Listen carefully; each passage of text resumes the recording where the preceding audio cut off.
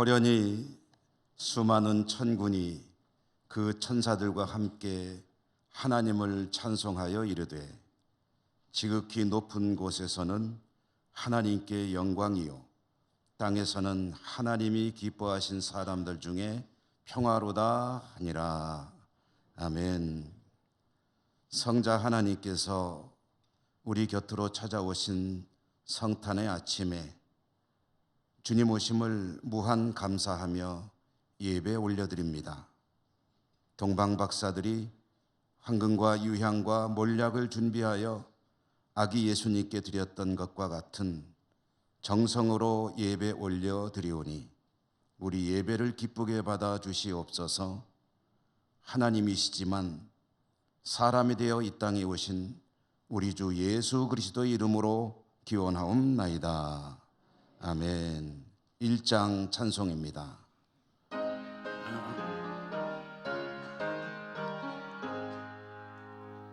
만복의 근원 하나님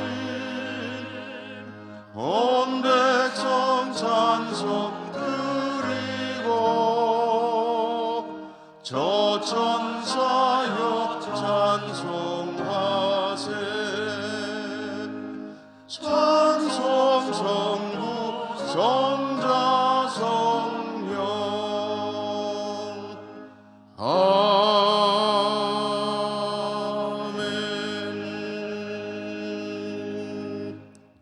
성시 교독합니다.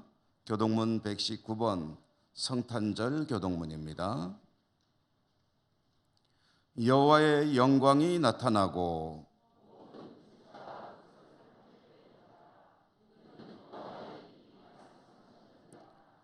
베들레헴 에브라다야 너는 유다 족속 중에 작을지라도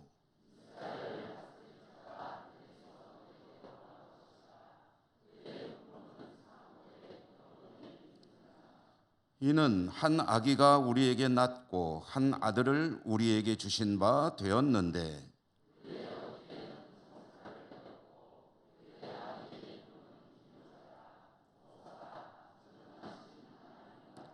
영존하시는 아버지라 평강의 왕이라 할 것임이라. 또 다윗의 왕자와 그의 나라에 군림하여 그 나라를 굳게 세우고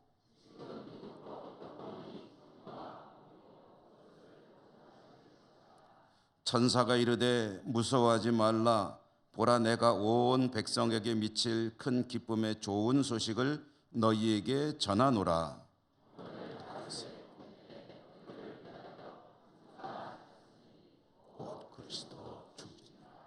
아멘. 사도신경 신앙 고백합니다. 나는 전능하신 아버지 하나님 천지의 창조주를 믿습니다. 나는 그의 유일하신 아들 우리 주 예수 그리스도를 믿습니다. 그는 성령으로 잉태되어 동정녀 마리아에게서 나시고 본디오 빌라도에게 고난을 받아 십자가에 못 박혀 죽으시고 장사된 지 사흘 만에 죽은 자 가운데서 다시 살아나셨으며 하늘에 오르시어 전능하신 아버지 하나님 우편에 앉아 계시다가 거기로부터 살아있는 자와 죽은 자를 심판하러 오십니다. 나는 성령을 믿으며 거룩한 공교회와 성도의 교제와 죄를 용서받는 것과 몸의 부활과 영생을 믿습니다. 아멘. 찬송가 108장입니다.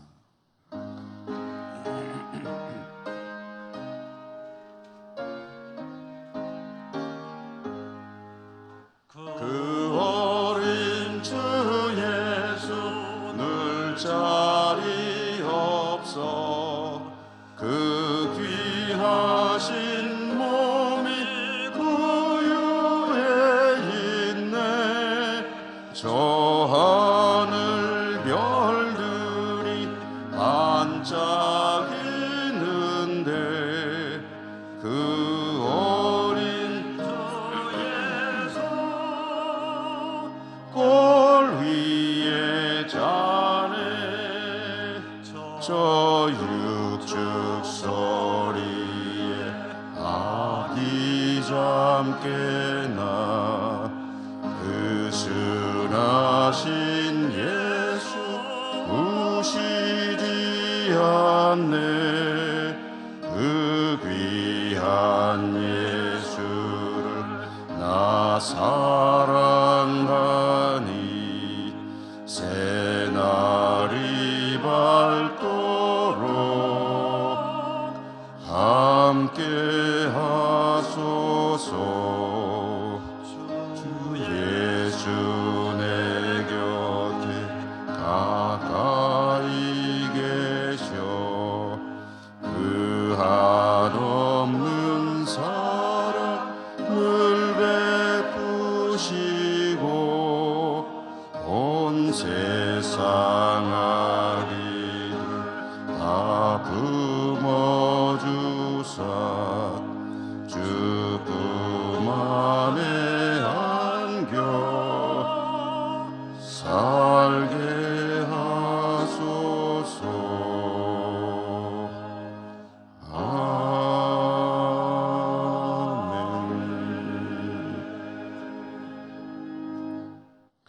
권상은 원로장로님 기도 인도하시겠습니다.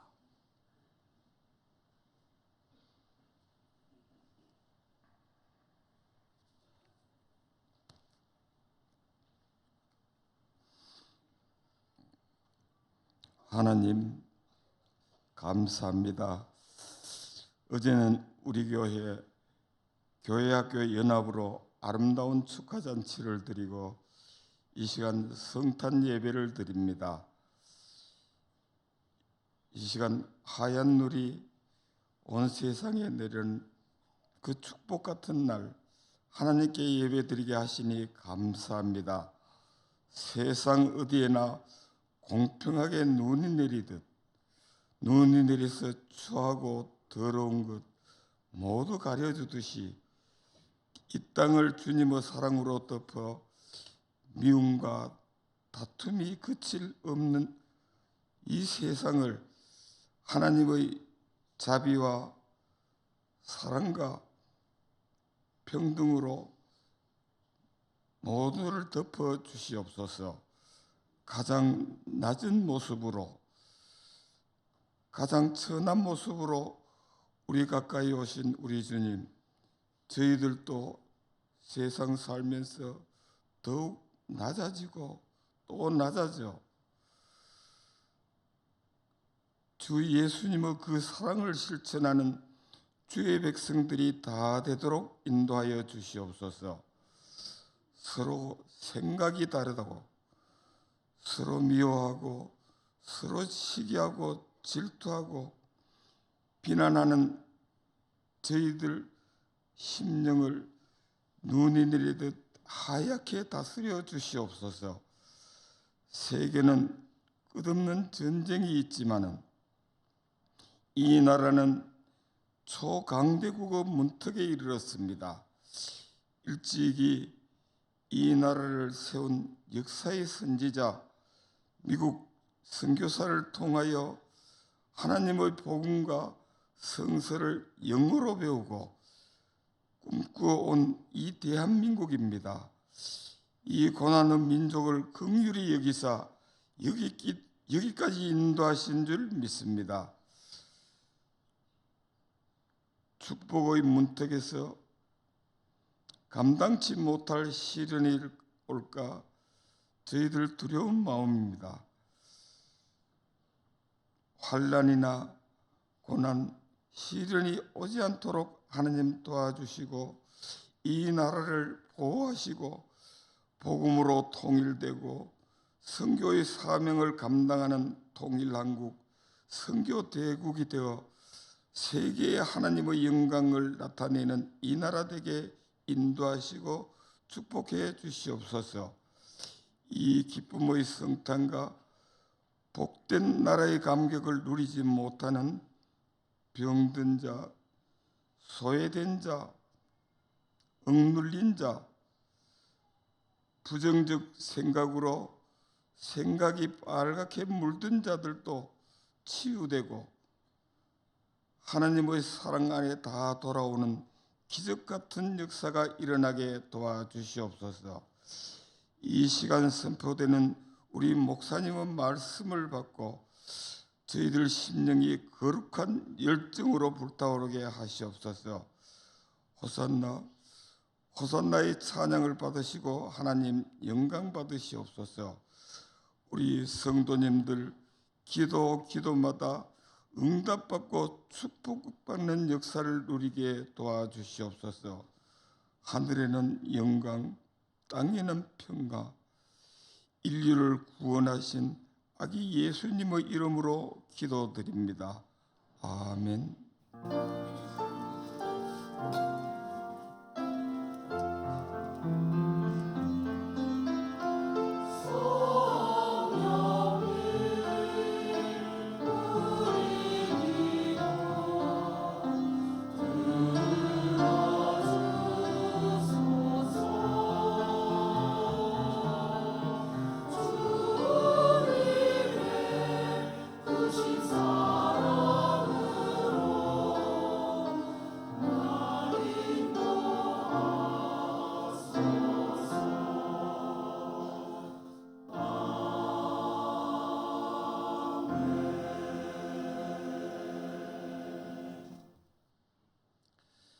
오늘 성탄절 예배에 하나님께서 주신 말씀을 봉독합니다.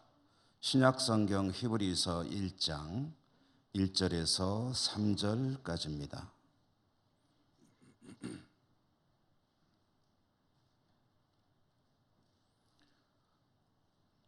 옛적에 선지자들을 통하여 여러 부분과 여러 모양으로 우리 조상들에게 말씀하신 하나님이 이 모든 날 마지막에는 아들을 통하여 우리에게 말씀하셨으니 이 아들을 만유의 상속자로 세우시고 또 그로 말미암아 모든 세계를 지으셨느니라. 이는 하나님의 영광의 광채시요 그 본체의 형상이시라. 그의 능력의 말씀으로 만물을 붙드시며 죄를 정결하게 하는 일을 하시고 높은 곳에 계신 지극히 크신 이의 우편에 앉으셨느니라. 아멘. 호산나 찬양대 하나님께 찬양 올려드립니다.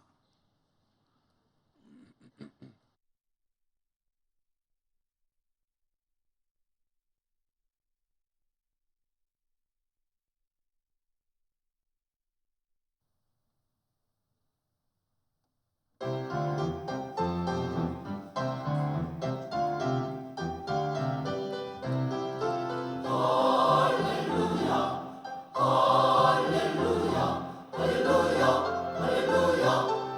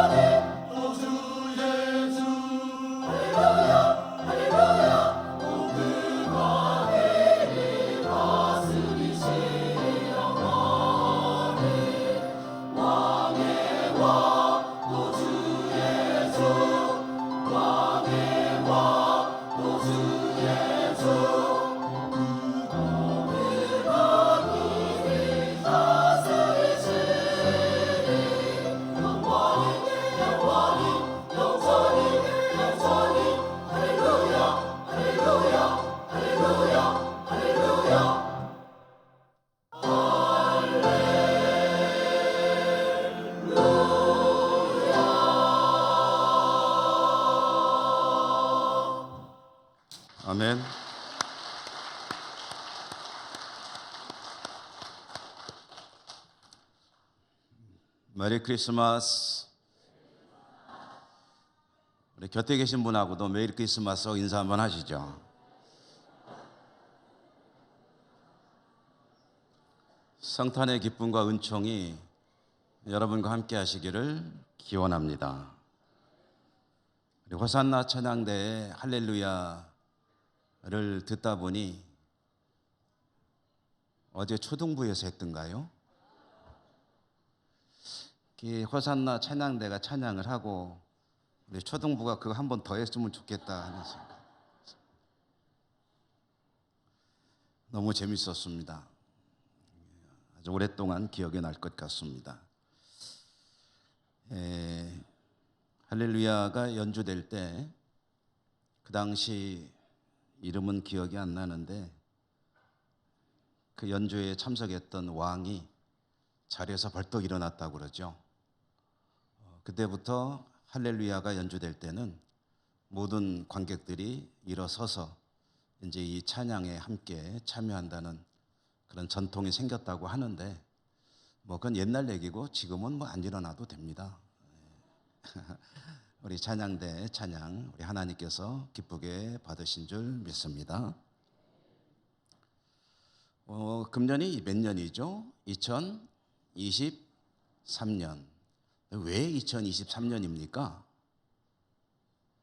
2023번째, 2023번째 해라는 거죠. 그럼 무엇으로부터? 예수님 탄생하신 지 2023년째입니다. 라는 뜻입니다. 그런데 이게 이제 어떤 분들이 정확히 계산을 나름대로 해봤더니 조금 틀렸대요. 그래서 적게는 한 4년, 많게는 한 6, 7년 정도가 늦게 계산이 됐다. 그래서 예수님께서 실제로 탄생하신 해가 언제인지는 정확히는 모릅니다. 그러나 주전 4년에서 한 7년 사이, 그때가 실제로 우리 주님께서 탄생하신 해이다. 그러니까 지금으로부터 2027년 전에서 2029년 전쯤에 우리 주님께서 베들레헴이라고 하는 아주 당시로서는 작은 마을에서 탄생하셨습니다. 주님이 탄생하실 때 베들레헴의 들판에서는 목동들이 밤에 양을 돌보고 있었는데 천사들이 호련히 나타나서 참으로 장엄한 그런 찬양을 연주했습니다. 하늘에는 영광이요 땅에는 하나님이 기뻐하시는 사람들 중에 평화로다. 그런 찬양이 울려 퍼졌고 천사는 그 목동들에게 이야기했습니다. 지금 베들레헴 고을에 가서 이제 말하자면은 이제 아기로 오신 메시아를 경배하라. 목자들이 베들레헴 마을로 달려가서 아기 예수님을 찾았고 예수님에게 경배했습니다. 동방에서 별을 관측하던 것이 직업인 사람들, 그래서 성경에서는 보통 박사라고 하는데요. 우리가 생각하는 박사가 아니고 말하자면은 별 관측의 전문가들이다 이렇게 이해하시면 되겠는데 동방이면 어디일까? 한 페르시아쯤 되지 않을까 하고 추측을 해봅니다. 네, 그쪽에서 살고 있던 이 박사들이 이제 한 별의 인도를 받아서 이제 이스라엘 땅으로 오게 되었다. 이렇게 정말 모든 사람들에게 특별히 하늘에는 영광, 땅에서는 기쁨인 놀라운 역사, 그것이 우리 주님께서 탄생하신 일이었는데요. 그러나 이것이 모두에게 즐겁고 기쁜 일은 아니었습니다. 이렇게 태어나신, 탄생하신 아기 예수님 때문에 싫어하고 그리고 고민하는 사람도 있었는데 그 대표가 누구냐면 헤롯이라고 하는 사람이었습니다. 헤롯은 당시 예수님께서 태어나신 베들레헴을 포함하는 유대나라는 나라가 없고요. 로마의 지배를 받고 있었는데 그 유대나라를 다스리는 지배자였습니다.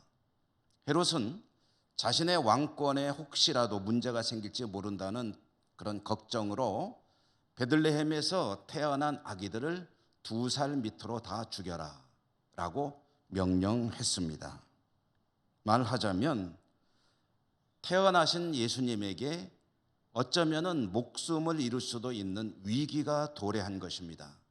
이 일 때문에 우리 예수님 일가는 이제 그 헤롯의 칼을 피해서 머나먼 나라 이집트로 도피를 할 수밖에 없었습니다.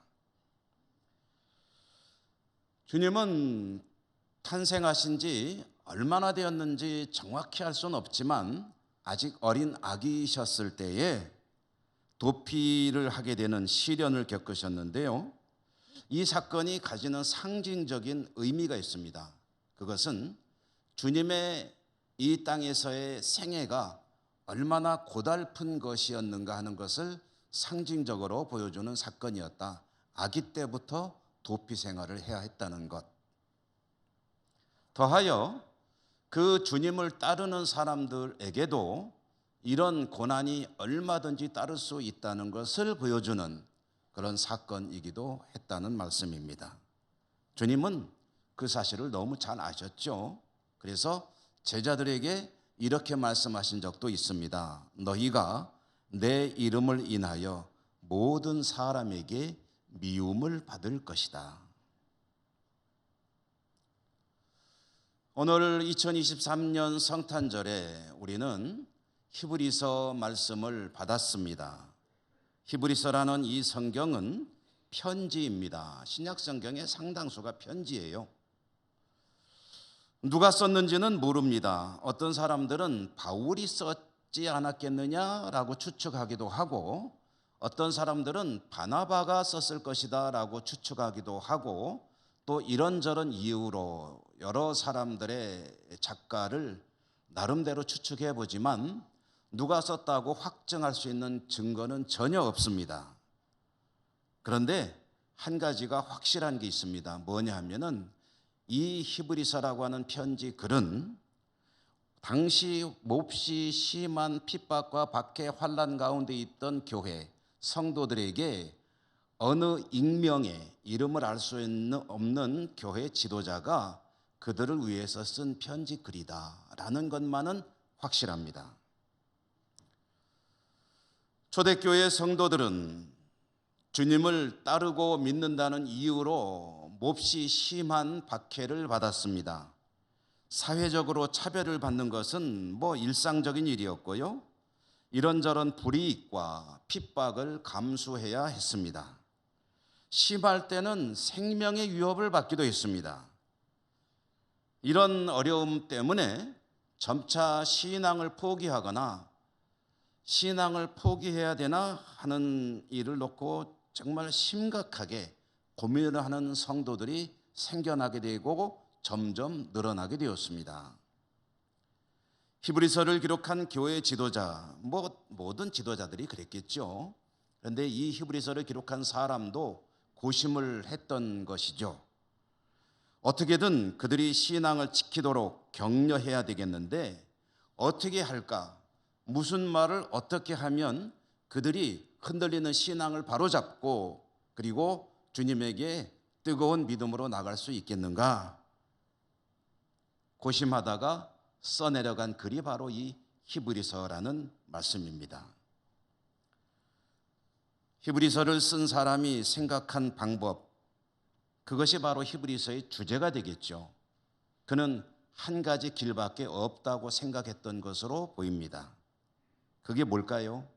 그것은 예수 그리스도, 그분을 정확히 확실히 알아야 된다. 주님을 확실히 알아야 그를 믿는 믿음의 이유도 명확해질 것이고 목적도 확실해질 것이고, 따라서 믿음이란 상황에 따라서 이렇게 하기도 하고 저렇게 하기도 하고 자기의 편의에 따라 변할 수 있는 것이 아니라는 것을 확실히 알려주고, 그리고 그들로 하여금 이 어려운 시대 속에서 믿음을 지키도록 해야 되겠다 하는 그런 마음에 쭉 써내려간 글이라는 거죠. 히브리서를 읽어보면 전체적인 주제는 이런 것입니다. 주님이 정말로 메시아이시다. 예수 그분이 정말로 그리스도이시다. 여러분, 메시아라는 말과 그리스도라는 말은 같은 말입니다. 똑같은 소리예요. 다른 말이 아닙니다. 그분은 구약 성경에 예고된 대로, 말하자면 말씀대로, 선지자들의 예언대로 그 말씀이 이루어져서 이 땅에 오신 하나님이시다. 그분을 통해서 멸망당할 수밖에 없는 이 땅은 구원을 받게 된다. 무엇으로? 그분을 믿음으로. 그러므로 그 믿음을 잃어버린다면 그 구원도 얻을 수 없는 것이다. 따라서 어떤 일이 있더라도 구원받기 위해서라면 설사 생명을 잃는 한이 있더라도 주님을 믿는 믿음을 포기해서는 안 된다. 주님과 함께 영원한 나라 안식에 들어가야 되지 않겠느냐. 이 이야기를 이런 주제로 써내려갔다는 말씀이죠. 그 히브리서에 시작되는 대목을 오늘 우리가 성탄절 말씀으로 받은 겁니다. 그래서 여러분, 오늘 말씀을 우리가 이런 배경과 취지를 이해하고 한번 다시 읽어보면 말씀이 새롭게 다가올 것입니다. 한번 그래서 1절, 2절, 3절을 나눠서 차분하게 또박또박 읽어보도록 하겠는데요. 먼저 1절을 한번 함께 읽어보실까요? 1절 말씀 읽겠습니다. 옛적에 선지자들을 통하여 여러 부분과 여러 모양으로 우리 조상들에게 말씀하신 하나님이, 무슨 뜻입니까? 구약 성경을 통해서, 선지자들을 통해서 말씀으로 우리에게 말씀해 주신 하나님께서, 그 다음에 2절 한번 읽어볼까요? 2절 읽습니다. 이 모든 날 마지막에는 아들을 통하여 우리에게 말씀하셨으니 이 아들을 만유의 상속자로 세우시고 또 그로 말미암아 모든 세계를 지으셨느니라. 아멘. 그 구약으로 말씀하신 하나님께서 지금 우리가 살아가는 이 시대에는 예수 그리스도 그분을 통해서 말씀하셨다. 그분이 우리에게 오셨고 오신 그분이 말씀하셨다. 근데 이분이 어떤 분이시냐 하면은 이 모든 것을 지으시고 모든 것을 붙들고 계시고 모든 것을 움직이시는 하나님이시다. 3절까지 한번 보겠습니다. 3절도 한번 읽어보시죠. 시작.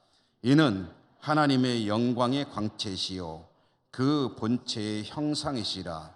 그의 능력의 말씀으로 만물을 붙드시며 죄를 정결하게 하는 일을 하시고 높은 곳에 계신 지극히 크신 이의 우편에 앉으셨느니라. 아멘. 이분이 하나님이시다. 하나님의 형상이시다. 그는 말씀으로 이 땅을 지으신 창조주이시다. 그분이 우리에게 오셔서 우리의 죄의 문제를 해결하시려고 십자가에 죽으시고 그리고 모든 이 땅을 문제들을 해결하시고 정결케 하시고 지금은 높은 분, 곧 하나님 아버지 우편에 앉아 계신다. 자, 이제 그분 얘기를 좀 시작해 보겠다라고 하면서 이 히브리서를 시작하고 있는 것입니다. 여러분, 그렇다면 그 이어지는 히브리서 다음에 나오는 이야기는 어떤 이야기들일지 짐작이 되시죠? 여러분도 짐작이 대충은 되실 겁니다. 이런 예수 그리스도가 우리에게 구원을 주시려 오셨으니 아무리 어려운 일이 있어도 시련이 닥쳐와도 그래도 믿음을 지켜야 될 거 아니냐 하면서 어려운 상황 가운데서 믿음을 지켰던 사람들이 예도 많이 들어줬죠. 그래서 히브리서 11장을 우리가 믿음장 하는데 거기에 수많은 믿음의 사람들이 이야기가 나옵니다. 아벨과 노아, 에녹부터 시작해가지고 쭉 이어지는 수많은 믿음의 위인들 이야기 한마디입니다. 그 내용은 한 가지입니다. 아무리 어려워도 믿음을 잘 지켰던 사람들. 성도들의 피부에 와닿는 현실은 혹독했습니다. 인간적인 생각과 판단으로는 믿음을 계속 유지해 나간다는 것은 바보 같은 짓으로 생각될 수도 있는 상황이었습니다. 어쩔 수 없이 믿음을 지키려 해도 너무 두렵기만 했습니다. 신앙의 위기였습니다.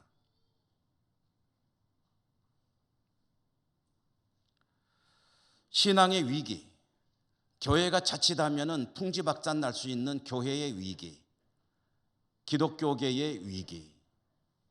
이 위기는 히브리서가 기록된 초대교회만 있는 것은 아닙니다. 오늘날에도 자주 나오는 이야기 중에 하나가 교회의 위기라는 말입니다. 여러분 들어보셨죠? 교회의 위기입니다.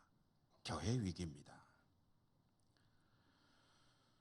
지난 3년간 지속된 코로나는 우리의 신앙의 모양을 참 많이 바꿔놓았습니다. 그렇지 않은 분들이 물론 더 많으시죠. 비록 코로나를 지났지만 믿음을 지키며 하나님을 향해 뜨겁게 믿음을 가지고 예배하고 섬기고 봉사하는 분들이 훨씬 더 많으시죠. 그렇지만 그 과정 중에 믿음의 모양이 많이 변형되고 또 달라지고 또 때로는 믿음을 잃어버리기까지 한 그런 사람들이 적지 않았습니다. 그래서 교회 위기가 또 한 번 이야기가 되고 있습니다. 당연한 것으로 여겨지던 주일 성수가 웬만하면은 어길 수도 있는 일이 되고 있습니다. 우리 신앙의 근간은 주일 성수입니다. 그런데 삶의 환경에 따라서 하나님을 예배하는 일의 우선순위가 뒤로 밀려나는 경우들을 적지 않게 보고 있습니다. 그런데 여러분, 교회가 위기라는 말은 조금 더 들어가 보면 그 말이 나하고는 아무런 상관이 없는 말일까요? 남들이 어쨌든 나만 똑바로 하면 되지 뭐. 그러면 되는 걸까요? 교회가 위기라는 말은요, 다른 말로 하면 나의 신앙에도 심각한 위기 상황이 가까이 오고 있다는 말, 그런 뜻입니다. 나도 그렇게 될 수 있다. 지금 나의 신앙의 현 주소는 과연 건강하게 든든하게 잘 이루어지고 있는가? 아니면 겉으로는 별 문제가 없는 것 같아도 위기 상황으로 가고 있는 것은 아닌지, 그런 가운데 나는 그런 사실조차 깨닫지도 못하고 믿음 생활을 하고 있는 것은 아닌지, 만약에 그렇다면 이 자체는 정말 위기인 것이 아닐까.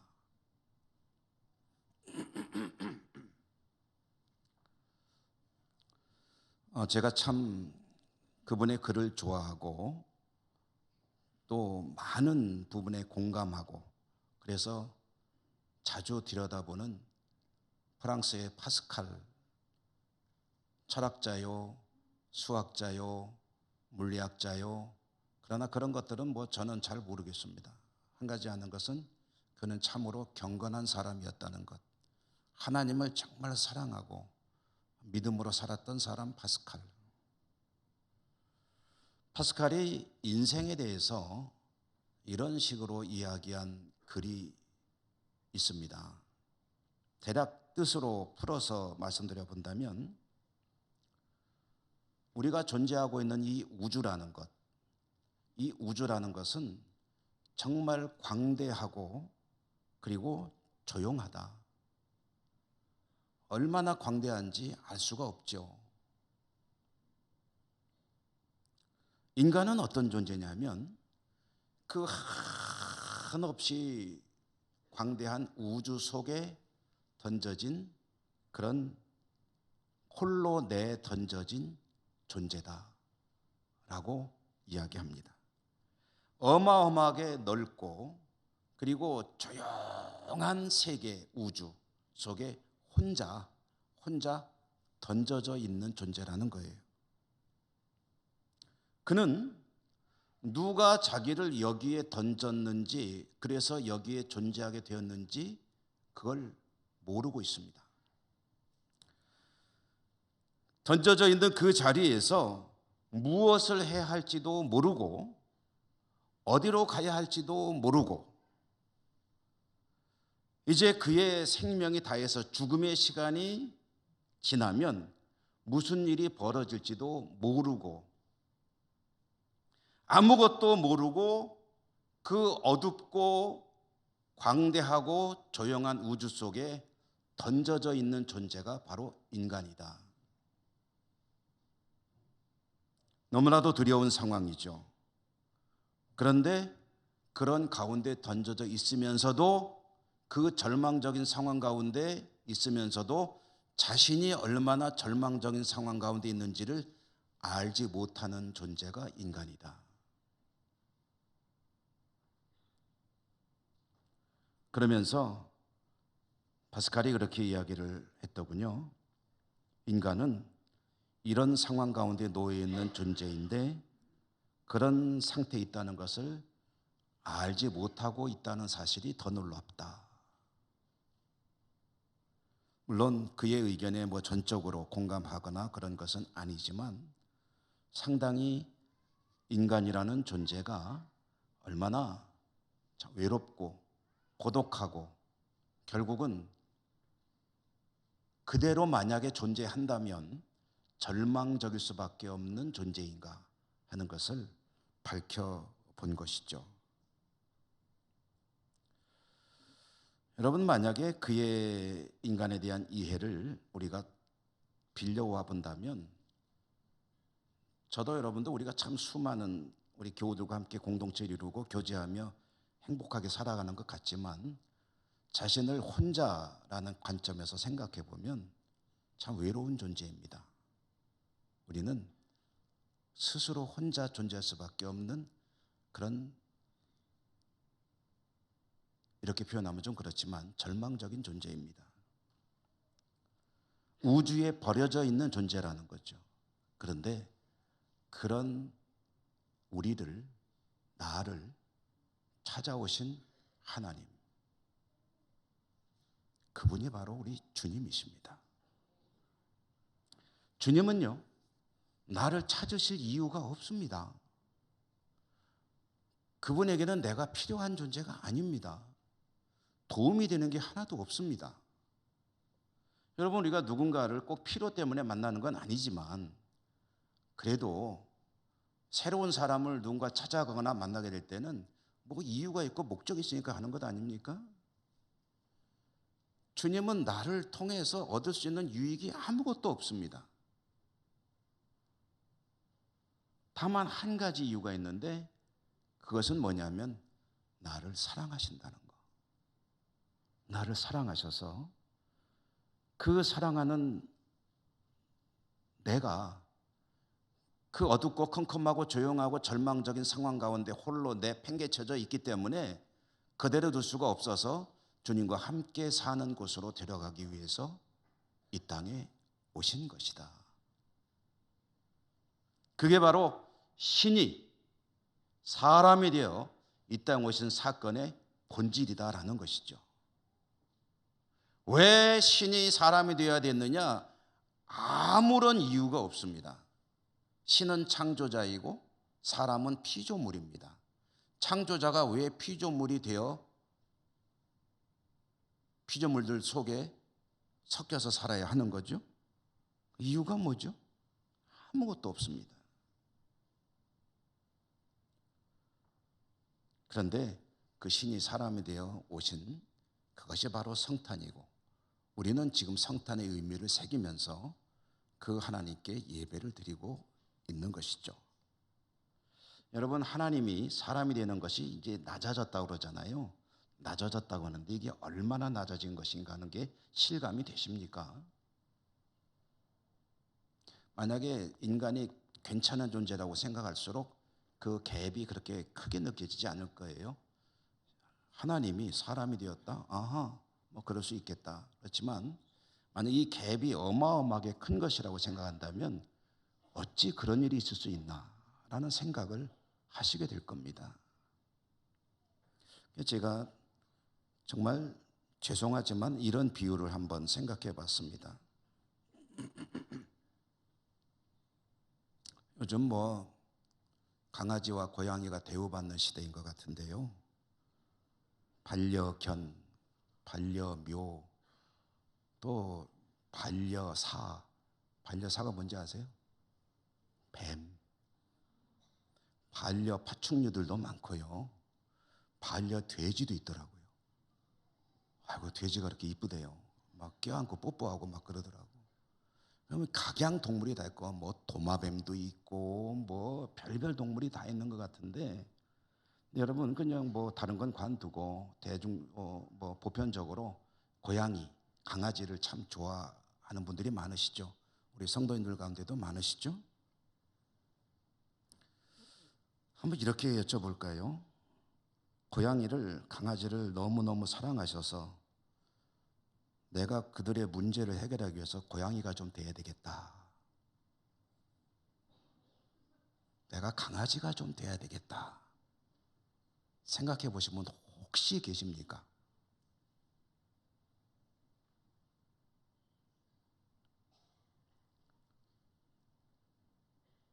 요즘에는 이 반려동물들이 생명이 닿으면 장례도 치르더라고요. 사람 장례하는 것보다 더 많은 비용을 들이는 경우도 있다고 그래요. 그런데 그렇게 사랑하는 이 고양이든 강아지든 좀 문제가 있는 것 같아서 내가 이 문제를 해결하기 위해서 고양이가 돼봐야 되겠다 라고 생각하는 분은 글쎄 있을지 모르겠습니다. 그런데 사람이 고양이가 되는 것과 비교할 수 없이 그 폭이, 갭이 큰 것이 하나님이 인간이 되는 것입니다. 왜 그럴까요? 근본적인 차이가 뭡니까? 하나님은 창조주이시고 사람은 피조물이기 때문입니다. 사람과 고양이 사이는 똑같은 피조물이에요. 우리가 고양이를 만든 게 아니에요. 어느 날 새끼를 구해가지고 키울 뿐이지 그 갭은 그렇게 크지가 않습니다. 뭐 생물학적으로 말하면 같은 동물일 뿐입니다.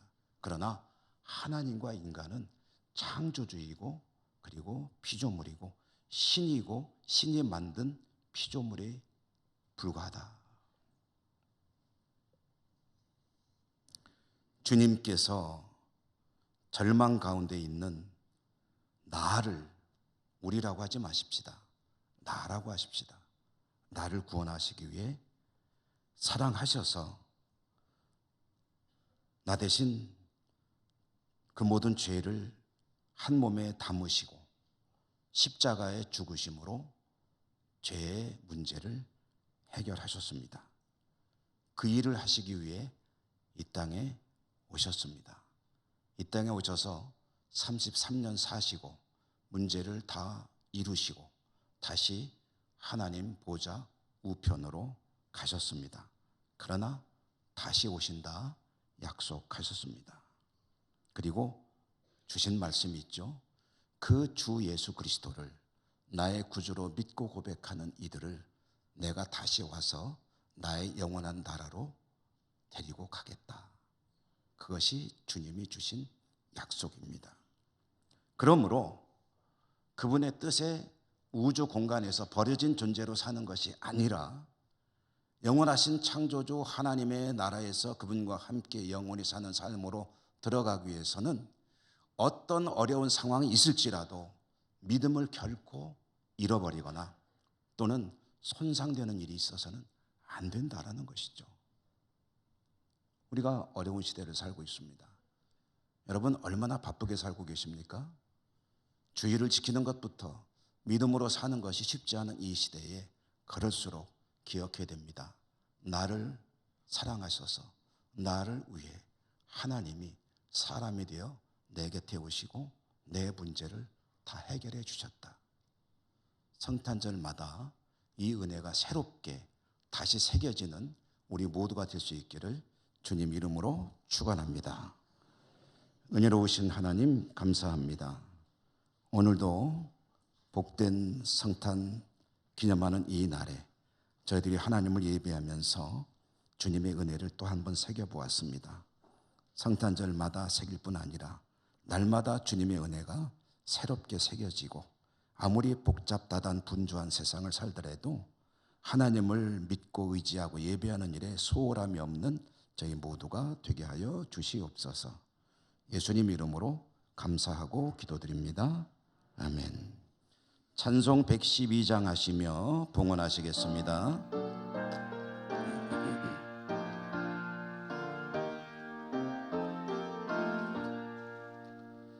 그 맑고 환한 밤중에 무천사 내려가 그 손에 비파 들고서 다 찬송하기를 평강의 왕이 오시니 다 평안하여라. 그 소란하던 세상이 다 고요하도다. 무천사 날개 펴고서 이 땅에 내려와 그때에 부른 노래가 또다시 들리니 이 슬픔 많은 세상에 큰 위로 넘치고 온 세상 기뻐 뛰놀며 다 찬송하도다. 이 괴로움 많은 세상에 짐지고 가는 자 그 험산 줄령 넘느라 온몸이 공하나 이 죄악 세상 살 동안 새 소망 가지고 저 천사 기쁜 찬송을 들으며 쉬어라. 옛선지에 언응하여 베들레헴 성에 주 예수 탄생하시니 온 세상 구주라. 저 천사 기쁜 노래를 또다시 부르니 온 세상 사는 사람들 다 와다 봐도다.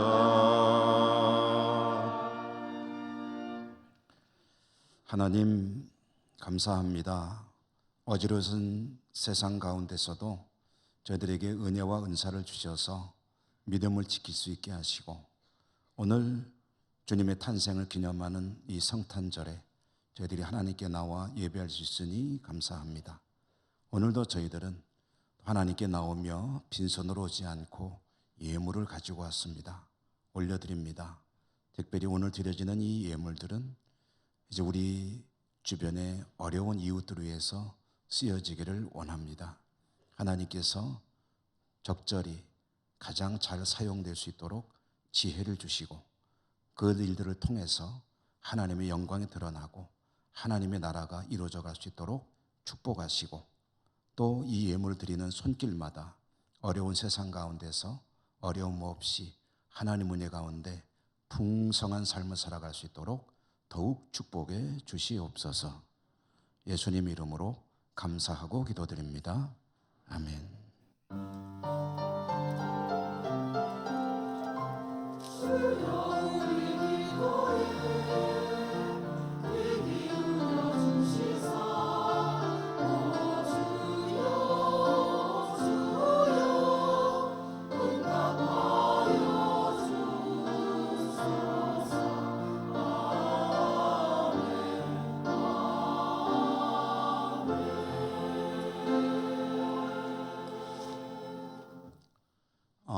교회 소식은 특별한 것이 없습니다. 여러분 나가실 때 교회에서 준비한 성탄 축하 떡이 있습니다. 하나님을 예배하면 떡이 나옵니다.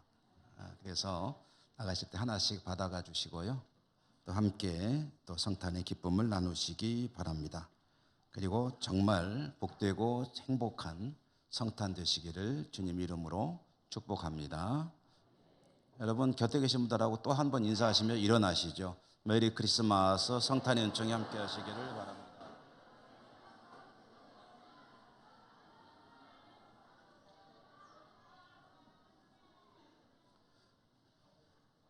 주 기도송과 축도로 예배 마치겠습니다.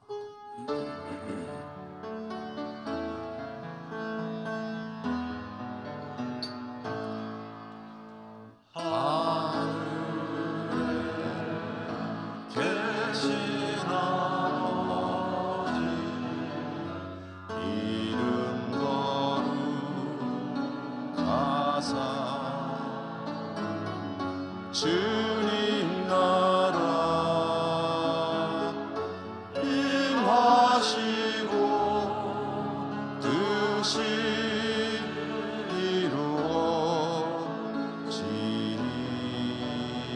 이루어지이다.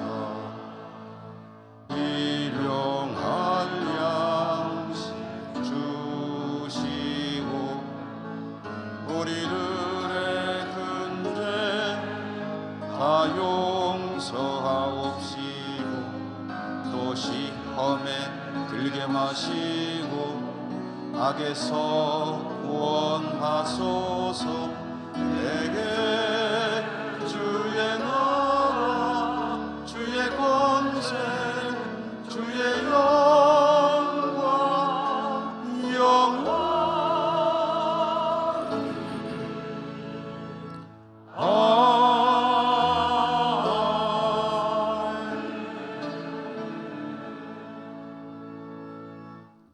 하나님, 성탄 아침에 주의 백성들이 하나님을 예배하고 또 그들의 삶의 자리로 돌아갑니다. 어디를 가든지 믿음 안에 승리하는 주의 백성들 다 되게 하여 주옵소서. 세상을 이기고 오직 주님 보시기에 즐거우신 주의 백성들 다 되게 하여 주시고 이것저것 흩어져 살아가는 우리 사랑하는 가족들에게도 하나님께서 복의 복을 더하여 주시옵소서. 우리 예천교회를 축복하시고 우리 예천 땅에 하나님의 나라 이루어가는 일에 올바르게 또 효과적으로 사명 잘 감당하며 쓰임 받을 수 있도록 우리 교회를 축복하여 주시옵소서. 예수님 이름으로 감사하고 기도드립니다. 아멘.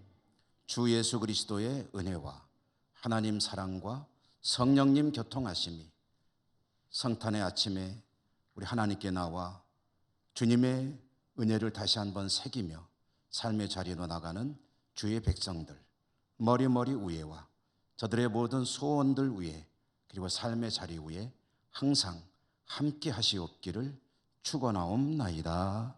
아멘.